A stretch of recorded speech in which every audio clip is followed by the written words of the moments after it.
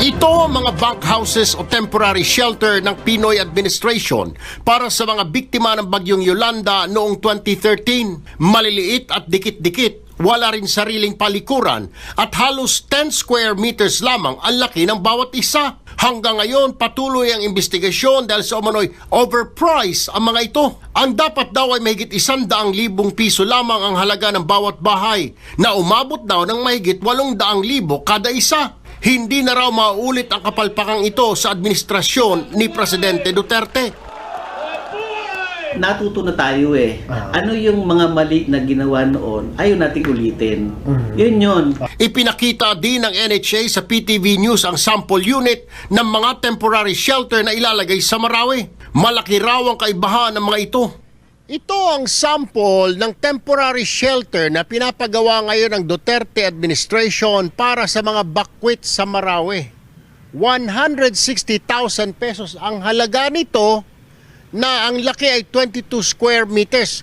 Kumpara doon sa pinagawa ng Pinoy administration na umabot sa mahigit 800,000 pesos. Nagawa lang naman sa Coco Lumber at Light Materials. Di tulad dito na ito ay gawa sa galvanized steel plates sa labas at light materials naman doon sa loob.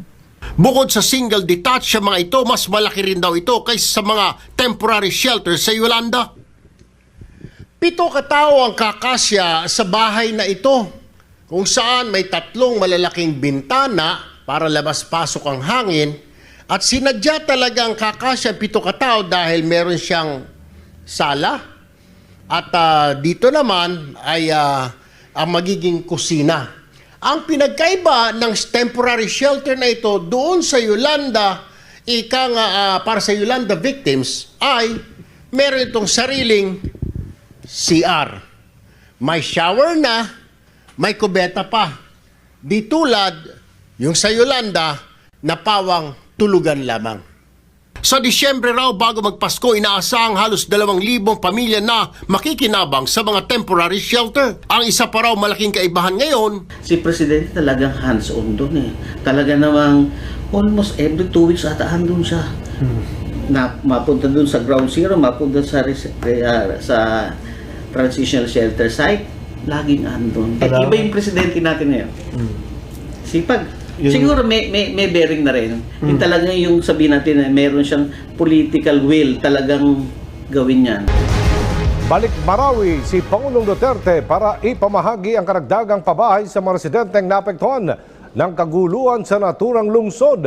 Pinangunahan din ng Pangulo ang paglulunsad ng programang pangkabuhayan para sa mga bakwit. Tapos bumisita sa probinsya ng Albay, sunod namang pinuntahan ni Pangulong Rodrigo Duterte ang Marawi City. Dito pinangunahan ni Presidente Duterte ang pagbibigay ng Certificates of Acceptance and Occupancy sa mga kapatid nating Maranao bilang tanda na pagmamay-ari na ng mga ito ang mga housing units.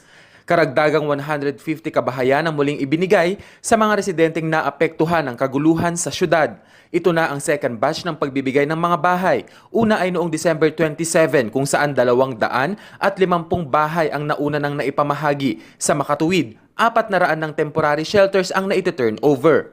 We will continue to fund. As a matter of fact, nandito yun sila, DTI, si Agriculture wala, but si Berna, nandito, even mentioning about agriculture.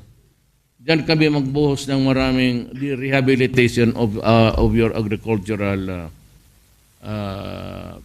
production here. Target ng pamahalaan, katuwang ang Housing and Urban Development Coordinating Council, National Housing Authority at Department of Public Works and Highways na makapagtayo ng 6,700 na transitional shelters at sa ngayon, umaabot na sa 1,170 ang naitayo sa Sagunsongan lamang.